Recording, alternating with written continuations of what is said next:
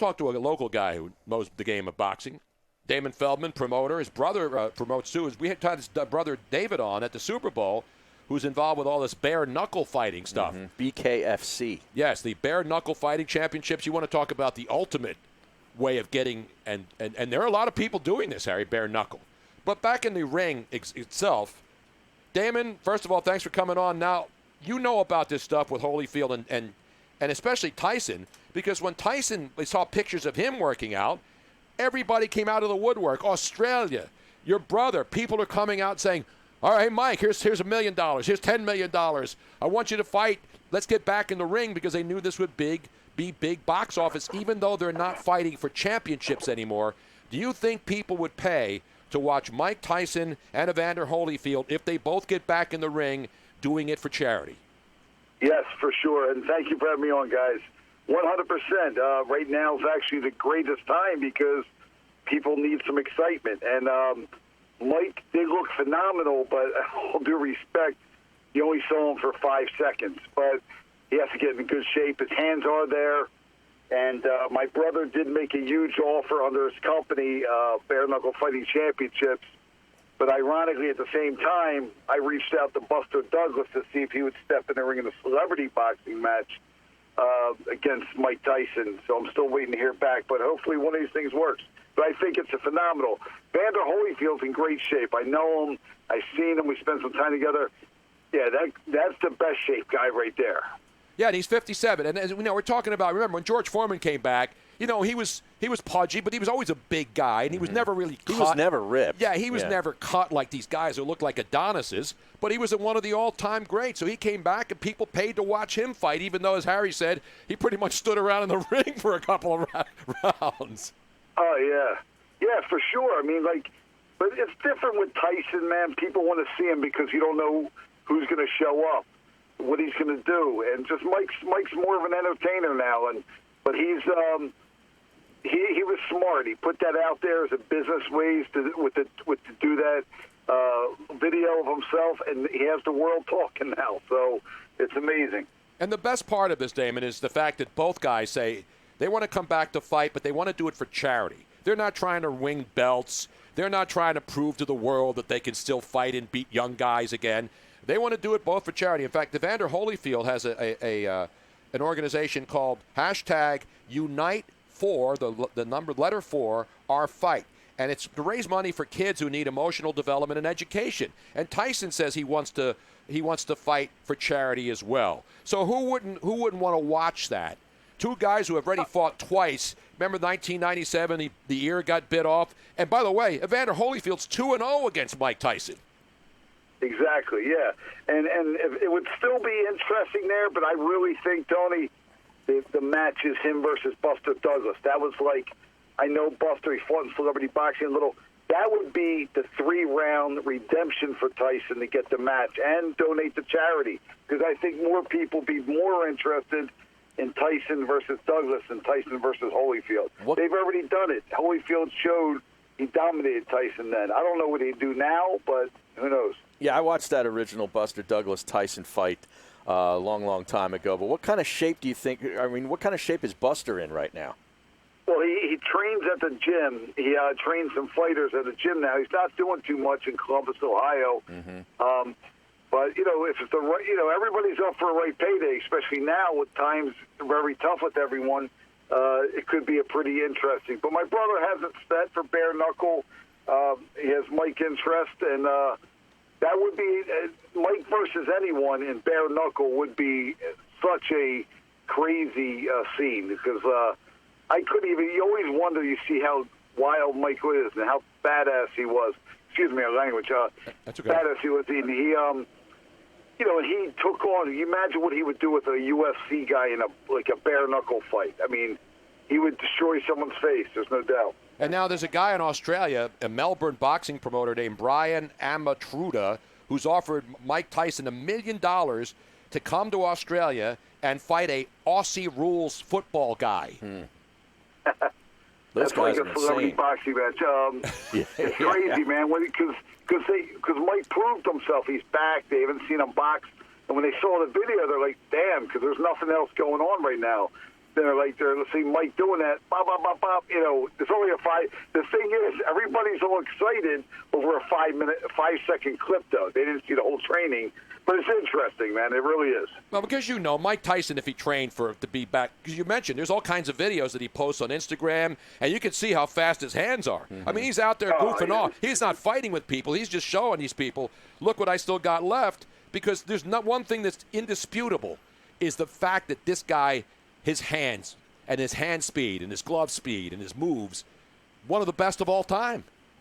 And definitely, and they want to see him, though, because no matter how old Tyson is, they still want to see him because he's such an entertainer now. He changes life around. Everybody's life's about redemption, man. You know, it's about never quitting. Even, you know, I got a couple TV projects coming up. It's a TV show I'm doing with Marco Derry and Frank Forscher, and I'm really excited, you know, because it's all about redemption and giving people chances. So Mike Tyson represents redemption 100%. Yeah, you were talking about Foreman. His last fight, I believe he was 48 years old, 1997. Right. He lost to Shannon Biggs. Shannon Biggs, that's his brother, right? Wasn't his brother? Shannon Biggs, is he the local guy? No, you're saying his name is Shannon Briggs. You're talking about Tony Tyrell Biggs and his brother Xavier Briggs. Exactly, yeah. Tyrell Biggs, a local Philly guy. A lot of Philly fighters out there. There's a lot of Philly everything out there now, unfortunately, or fortunately, depending on how you look at it. So maybe we have to do this, Tony. We've been talking about it for a while. Maybe we got to get the crowd hyped up for you to step in a celebrity boxing match. If you could fight, what celebrity would you want to step in the ring with? Now, I had Lenny Dykstra on the show the last bagel week, boss. but either the Bagel Boss. The Bagel Boss. The Bagel Boss. No, I'm not a boxer. I mean, Mayor Kenny. Mayor Kenny and I can get in the ring. Oh, yeah, that would. Yes.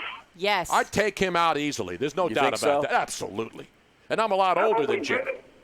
Hey, but you look great. But Tom, we got to do you versus him. And if they was to open up the city, man, they got to start doing something. I think there's going to be enough problems at this rally tomorrow to open up the city. I don't want to get involved in that stuff. Yeah. But, you know, I don't want to go a Vi Sikahema on him. That's one of the greatest cuts of all time. Oh, yeah. The fight you put together, the Jose Canseco. That was Kornheiser. Our good friend Vi Sikahema here in Philly. Yeah. And Vi Sikahema, who was a Gold Gloves boxer, right? And he just destroyed Jose Canseco in that fight. Oh. And Tony Kornheiser's reaction to it. He got beat by Vi Sikahema. Can you find that, Robin? I want to hear that. That's Tony classic. Kornheiser, Vi Sikahema. And without a doubt, of all the celebrity fights that have happened, Damon, that one has to go down as the all-timer, right? It was one of the best. It was. Like, the devastating was because Vi took that. This is more before I build it to the WWE version of boxing, but I'll tell you, Vi took that like he was Mike Tyson. There was no way he's losing that fight, and it was just amazing. But I think one of our biggest draws so far, believe it or not, we're working on a lot, was Danny Bonaducci took on Jose Canseco. And Bonaducci, because it was right after the Vi Sikahema fight, Canseco was scared to death. He was like, I'm not taking anybody. You know, we were making more of a show. He didn't underestimate him at all. He hit Bonaducci the first round, the right hand, broke his nose. But Danny finished the round out. We called it a draw. But, oh, man, that was pretty wild, man. I'll tell you, Vi's still in fantastic condition. He's man. incredible. He's not human. Yeah. You know what I mean? Vi Sikahema is not human. And I mean that in the most I revere the guy. He's just not only is he was a great athlete, a great football player. Now he was a sportscaster. Now he's doing hard news. He's just one of the nicest guys you'll ever meet. Totally. Yeah, he's a good guy, Vi. Who would you guys like to see fight? I don't want my nose broken. I'm getting too old for this. I don't know if I want to get busted up. Can we get Craig? Well, not you. We bring you as a referee. I could be the referee, Harry as a commentator. Can we get Craig Carton out of prison for 3 days? Oh, come on. Oh, wow. And have him take somebody on, like, I don't know, Sid Rosenberg? Yeah, I think they almost fought one time before. Now, whatever happened with Lenny Dykstra and the Bagel Boss? Because I had Lenny on last week. Did he bail on that fight, or did the Bagel Boss? By the way, the Bagel Boss is 15 minutes. It's over. Yeah, it's over. Yeah, he went on Howard's show, and pulled out, but then we brought in Screech from Saved by the Bell to fight the Bagel guy. Then all of a sudden, a day of the fight, we're like, this Bagel guy never showed up. We end up throwing somebody else in the ring, and Screech won. But it's just crazy stuff. Celebrity boxing's like it's a reality show in the ring, and like again, thanks to Marco Derry and Frank Forster, we're putting together behind the scenes of celebrity boxing so the world can see what I put together. From when I started, I sold my concept to Fox back in 2001, and my whole vision here was always a WWE version of boxing, and that's what we're building. Now, there's another interesting boxing story today.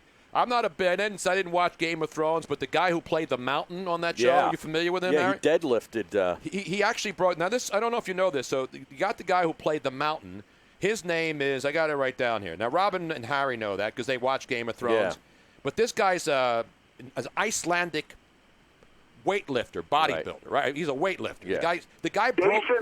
Hafthor Julius Bjornsson or something, I think. His name is Hafthor Bjornsson, the Mountain, Icelandic strongman. He's 6'9", almost 440 pounds. Yeah. He's challenging the guy who set the original deadweight record a couple years ago, 2017, which was 501 kilos.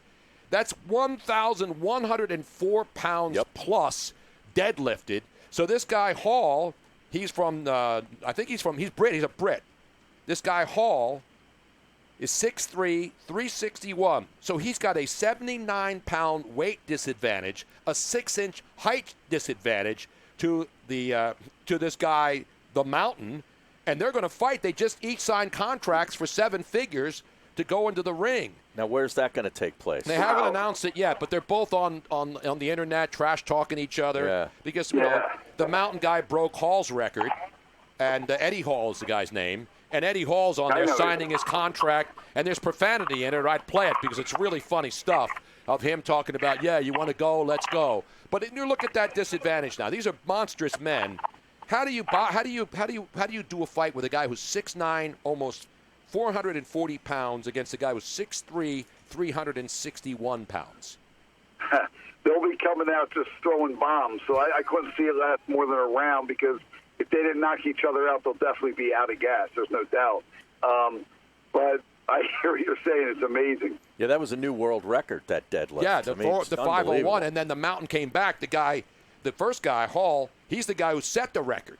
And then the Mountain guy, he went out there and beat it. So now these guys, obviously they're going to build it up. Would people, you know what? All these Game of Thrones people would watch that fight. Well, yeah, I'd watch it. I'd watch it. There was the great fight between the Mountain and the Hound. Yes. Remember in Game of Thrones? That was epic. The Mountain and the Hound. Bob Kelly was in there, the former Flyer great Bob Kelly, the Hound. I love Bob Kelly, but this Hound would destroy they were Bob brothers. Kelly. In Game of Thrones, they played brothers. They found another big monstrous guy in Game of Thrones. He's pretty big too.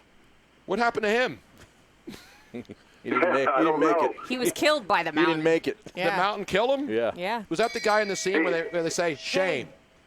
No. Now, that's when the chick was naked, right? Here, I'm going to show you. That's the Mountain right there. The deadlift is on there, 501 kilograms. What have you ever deadlifted? What's the most you've deadlifted, Damon? I think about 250. I'm not into the deadlifts. I work out all the time, but that's no joke. It's bad on your back, but if you can lift that type of weight, you're an animal. That's 1,100 pounds. Yeah. That's 1,100 pound deadlift. Yes, I did. And so I didn't have to have my math skills exposed on the show again. I actually did kilogram to pounds conversion before the show. Did. That's not easy. That's not easy. That's almost impossible. Look at that. 1,100 pounds. Look at how much the bar is bending. Even the bar can't handle it. That's crazy. So you see what I'm saying, Damon? Everybody wants to see boxing. It's one sport where everybody says it. Go into a ring and settle it because you can always argue this guy would beat that guy and this celebrity would beat that celebrity. Yeah. Well, it's funny how you're saying this because I'm about to sign a pretty interesting character, part of one of the hottest shows out there.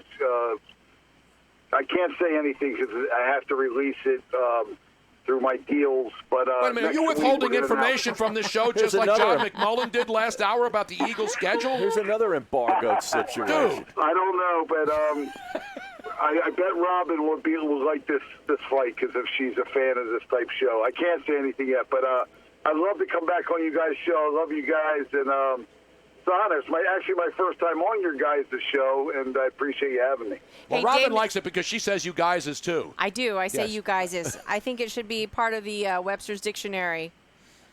Tony keeps pointing out that it's not in it and that I'm wrong, and I'm like, well, it should be. It's better than yous guys or yins guys, like they say in Pittsburgh. Yinses. Most of my language is all out of control anyway, so Exactly. I just speak street talk, I think. I don't know. I'm So not wait a minute. So Italian. you're saying that there's a woman involved in the next celebrity boxing No, event? it's gonna be a guy. You're gonna hear it. Usually, so how I do my fights, I normally release it on TMZ. Then I always, normally for the national level, Howard Stern and even you guys. I love to We're hear on the when you guys- national level here. You're holding back no, on our Tom, new you show. guys- We're on Sirius XM 211, man. We're on Twitch. You guys are stars. Listen, I'm honored to be on your show, man. I'm not a regular except for Howard Stern now. I mean, but I love to do your show all the time. I do wild stuff, and I got a lot of wild things coming up, and also my movies in the works about my life and career. I was an undefeated fighter, then celebrity boxing promoter. It's called The 16-Minute Man. David Greenberg wrote the script. You can go to 16minutemanmovie.com.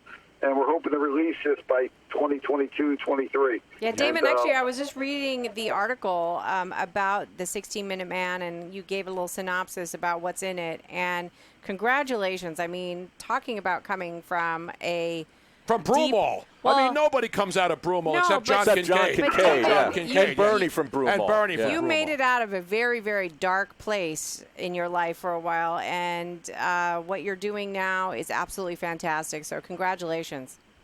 Hey, Robin, thanks a lot. And I want you to know, I'm very free to speak about my story because I do a lot of shows, TV. I hit a brick wall, man. And one thing I love to say on this, because it's a bad time, people can't get depressed. I was watching my dad die.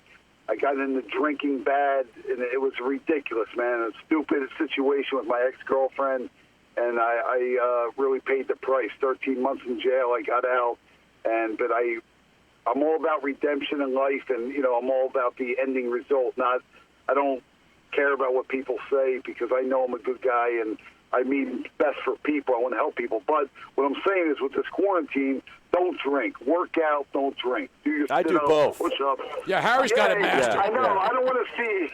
I know, funny-wise, guys. I just don't want to see anybody get hurt because honestly, these are times you can get hooked and become an alcoholic and drinking, and it's just not good. I just want to see some people redeem themselves. And the person I'm gonna sign next week, Robin, I'd love to circle back around with you because I'm pretty sure you'll be a fan of the show. Probably you guys will too. And we'll talk more. But it's all about redemption. Thank you, Robin. I want to see a Absolutely. couple of Bachelor guys go in there, and instead of getting handed a rose, they get their asses handed Yeah. to one another. And they both just beat the hell out of each other, and both guys go down again. And I'll be there counting them out. I'm watching For Todd both of those Bridges bums. knock out Vanilla Ice right now. Oh, Todd Bridges and Vanilla Ice. I did that fight. Yeah, that was wild, I know. man. I mean, you would Well, think Vanilla Ice would be a Oh, street he was top guy, terrible. right? He was terrible. Really? That one was a surprising finish. He was good at home construction, but he's bad at self-destruction. Well, you know what? Wait a minute. You know why, though? Todd Bridges spent time in jail where he probably learned a lot. Hey, different strokes, Hey, man. You know what I'm Yeah, saying? hey, whatever. And that was facts of life, right? Todd Bridges has a nice jab. Did you No, train he Todd can box. Bridges? Yeah.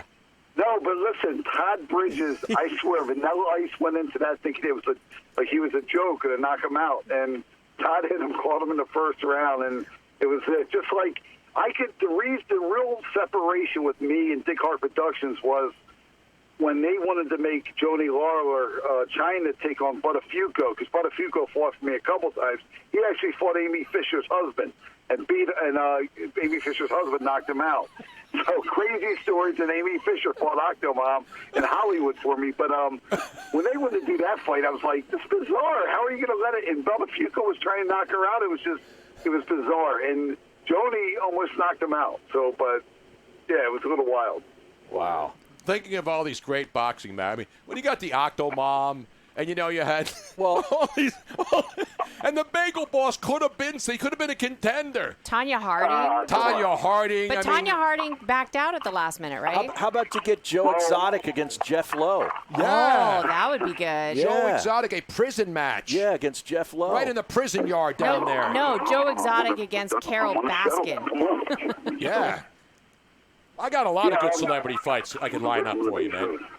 Yeah, well, we could do it. You know what's crazy is that, well, getting back to that about Tanya Harding, so I did do a couple of her fights, and she did back out the last minute because she was taking on a drag queen. Uh-oh. Now we got a bad connection. Tanya goes to me, she's like, I should punch you in the face right now. I'm like, why? She's like, you never told me the drag queen was a guy. And I honestly, What? I just stared at her. She didn't know.